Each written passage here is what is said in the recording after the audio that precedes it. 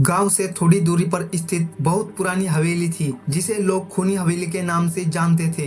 इस हवेली के बारे में कहा जाता था कि एक कमला की आत्मा खूनी खेल खेलती है। जिसके साथ भी उसने खूनी खेल खेला वह जीवित नहीं बचा। उस हवेली में एक बहुत अमीर परिवार रहता था। इस परिवार का छोटा बेटा प्रभाकर, जिसकी शादी कमला नाम की लड़की से हो गई थी। कमला पर बुरी आत्माओं का साया पड़ गया था। उन आत्माओं ने कमला को पूरी तरह से अपने कब्जे में कर लिया था। फिर उसने परिवार के परिजनों को जिंदा खाना शुरू कर दिया। कमला के ससुर ने तांत्रिक को पत्र लिखा और उससे मदद मांगी। तांत्रिक को पत्र मिलते ही तांत्रिक रात को ही आ गया। तांत्रिक की हवेली में आते ही कमला ने दरवाजे में आग लगा दी। आग बुझाकर तांत्रिक अंदर आ गया। अंदर आते ही कमला तांत्रिक का सामान छीन लेती है। अब तांत्रिक को अपना सामान हवेली में तलाश करके कमला को मुक्ति दिलानी है। पहले तांत्रिक हवेली में घूमता है। फिर तांत्रिक को सबसे पहले एक चाबी मिलती है जिससे कोई ताला खुलेगा। फिर तांत्रिक को नमक की कटोरी मिलती है जिसको हवन की जगह पर पुचाना है। फिर चाबी से ताला खोलते ही तांत्रिक को गंगा जल मिल जाता है और तांत्रिक को हवेली में बहुत देर तक घूमने के बाद तांत्रिक को एक संकेत मिलता है। तांत्रिक समझ जाता है। फिर तांत्रिक भागकर उस जगह पर जाता है। तांत्रिक को हनुमान चालीसा मिल जाता है। अब तांत्रिक हनुमान चालीसा लेकर हवन के पास रखने जाता है।